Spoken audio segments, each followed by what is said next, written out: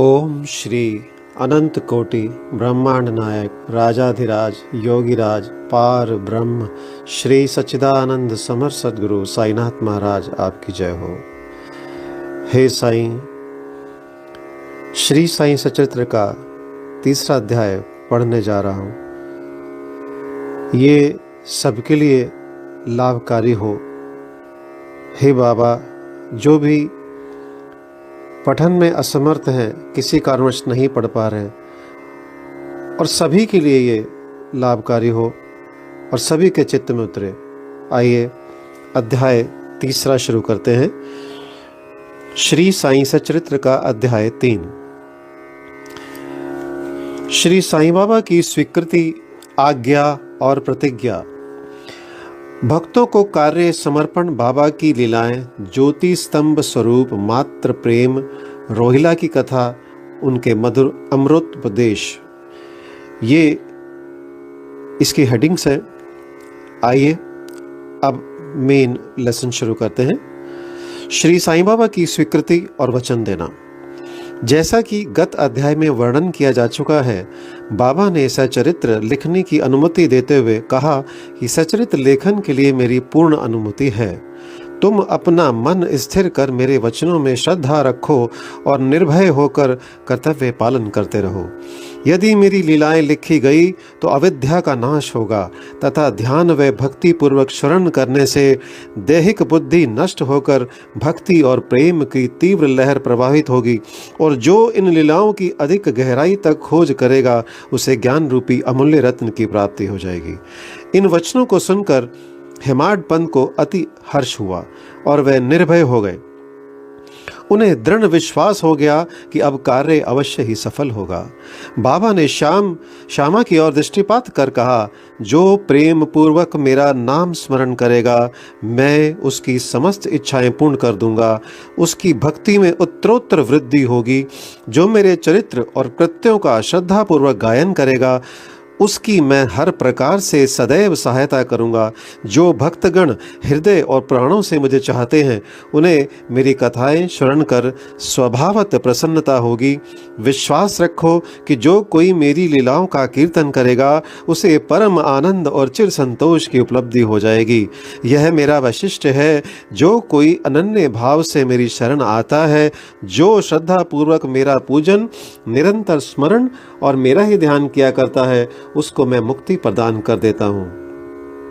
जो नित्य प्रति मेरा नाम स्मरण और पूजन कर मेरी कथाओं और लीलाओं का प्रेम पूर्वक मनन करते हैं, ऐसे भक्तों में सांसारिक वासनाएं और अज्ञान रूपी प्रवृत्तियां कैसे ठहर सकती हैं। मैं उन्हें मृत्यु के मुख से बचा लेता हूँ। मेरी कथाएं श्रवण करने से मुक्ति हो जाएगी। अतः मेरी कथाओं को श्रद्धा पूर्वक सुनो, मनन करो। सुख और संतोष प्राप्ति का सरल मार्ग ही यही है। इसमें श्रोताओं के चित्त को शांति प्राप्त होगी, और जब ध्यान प्रगाढ़ और विश्वास दृढ़ हो जाएगा, तब अखंड चैतन्य घन से अभिन्नता प्राप्त हो जाएगी। केवल साईं साईं के उच्चारण मात्र से ही उनके समस्त पाप नष्ट हो जाएंगे। भिन्न भिन्न कार्यों की भक्ति को प्रेरणा। भगवान अपने किसी भक्त को मंदिर, मठ, किसी को नदी के तीर पर घाट बनवाने, किसी को तीर्थ पर्यटन करने और किसी को भागवत कीर्तन करने एवं भिन्न भिन्न कार्य करने की प्रेरणा देते हैं, परंतु उन्होंने मुझे साईं सचरित्र लेखन की प्रेरणा की। किसी भी विद्या का पूर्ण ज्ञान न होने के कारण मैं इस कार्य के लिए सर्वथा अयोग्य था। अतः मुझे इस दुष्कर कार्य का दुस्साहस क्यों करना चाहिए। श्री साईं महाराज की यथार्थ जीवनी का वर्णन करने की सामर्थ्य किसे है। उनकी कृपा मात्र से ही कार्य संपूर्ण होना संभव है। इसलिए जब मैंने लेखन प्रारंभ किया तो बाबा ने मेरे अहम को नष्ट कर दिया और उन्होंने स्वयं अपना चरित्र रचा। अतः इस चरित्र का श्रेय उन्हीं को है, मुझे नहीं। जन्मत ब्राह्मण होते हुए भी मैं दिव्य चक्षु विहीन था, अतः साईं सचरित्र लिखने में सर्वथा अयोग्य था। परंतु श्री हरि कृपा से क्या संभव नहीं है। मूक भी वाचाल हो जाता है और पंगु भी गिरिवर चढ़ जाता है। अपनी इच्छा अनुसार कार्य पूर्ण करने की युक्ति वे ही जाने। हारमोनियम और बंसी को यह आभास कहाँ कि ध्वनि कैसे प्रसारित हो रही है, इसका ज्ञान तो वादक को ही है। चंद्रकांत मणि की उत्पत्ति और ज्वार भाटे का रहस्य मणि अथवा उदधि नहीं, वरन शशिकलाओं के घटने बढ़ने में ही निहित है। बाबा का चरित्र ज्योति स्तंभ स्वरूप। आइए, समुद्र में अनेक स्थानों पर ज्योति स्तंभ इसलिए बनाए जाते हैं जिससे नाविक चट्टानों और दुर्घटनाओं से बच जाए और जहाज को कोई हानि ना पहुंचे। इस भवसागर में श्री साईं बाबा का चरित्र ठीक उपयुक्त भांति ही उपयोगी है। वह अमृत से भी अति मधुर और सांसारिक पथ को सुगम बनाने वाला है। जब वह कानों के द्वारा हृदय में प्रवेश करता है तब दैहिक बुद्धि नष्ट हो जाती है और हृदय में एकत्रित होने से समस्त कुंचकाएं लोप हो जाती हैं, अहंकार का विनाश हो जाता है तथा बौद्धिक आवरण लुप्त होकर ज्ञान प्रकट हो जाता है। बाबा की विशुद्ध कीर्ति का वर्णन निष्ठापूर्वक श्रवण करने से भक्तों के पाप नष्ट होंगे। अतः यह मोक्ष प्राप्ति का भी सरल साधन है। सतयुग में शम तथा दम, त्रेता में त्याग, द्वापर में पूजन और कलयुग में भागवत कीर्तन ही मोक्ष का साधन है। यह अंतिम साधन चारों वर्णों के लोगों को साध्य भी है।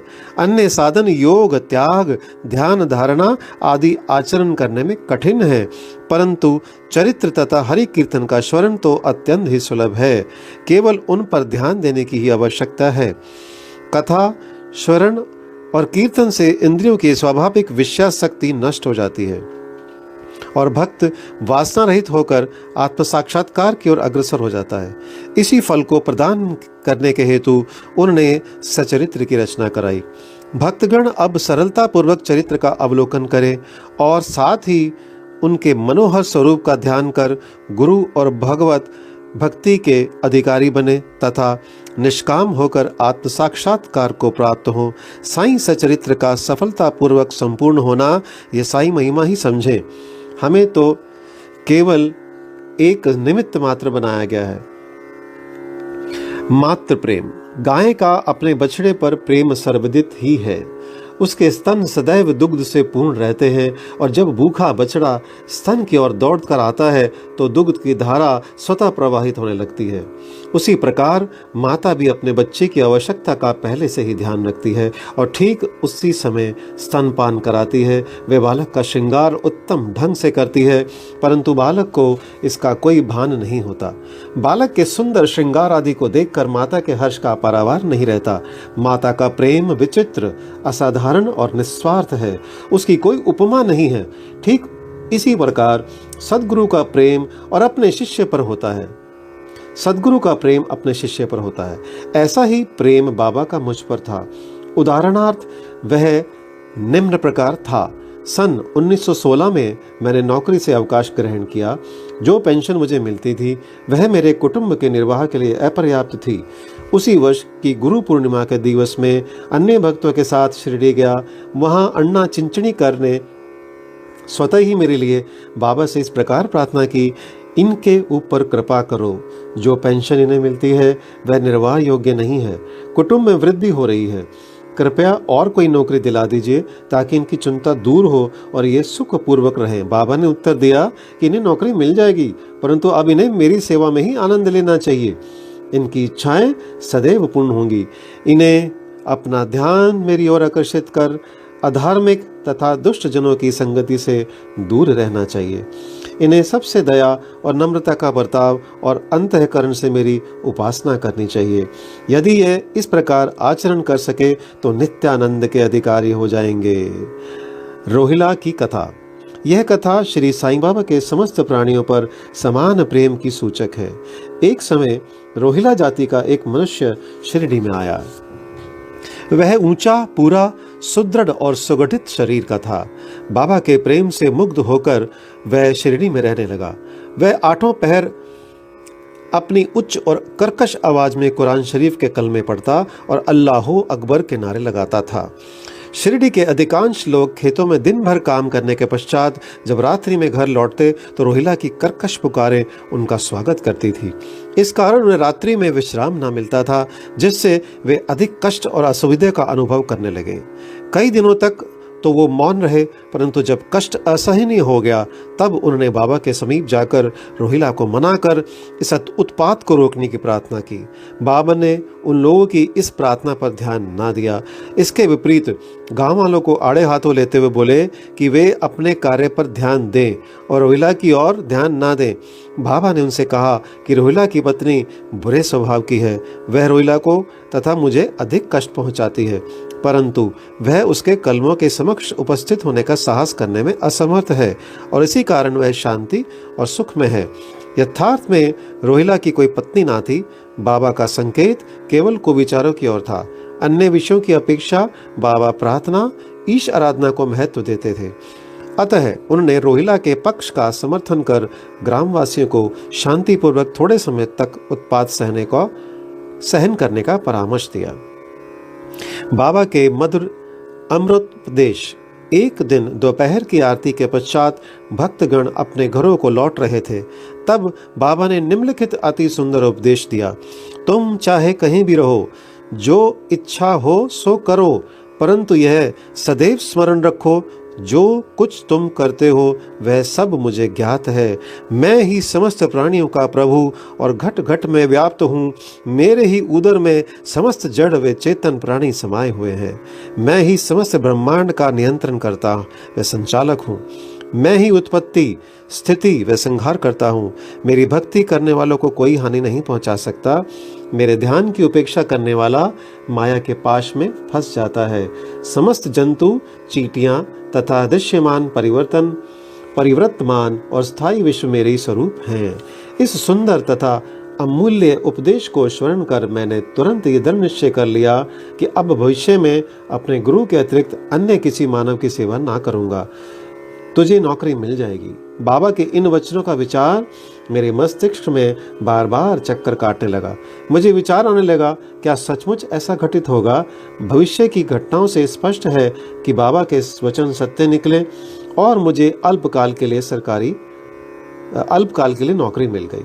इसके पश्चात मैं स्वतंत्र होकर एक चित्त से जीवन पर्यंत बाबा की ही सेवा करता रहा। इस अध्याय को समाप्त करने से पूर्व मेरी पाठकों से विनम्र प्रार्थना है कि वे समस्त बाधाएं जैसे आलस्य, निद्रा, मन की चंचलता व इंद्रिय आसक्ति दूर कर और एक चित्त हो अपना ध्यान बाबा की लीलाओं की ओर दें और स्वाभाविक प्रेम निर्माण कर भक्ति रहस्य को जाने तथा अन्य साधनाओं में व्यर्थ भ्रमित ना हो।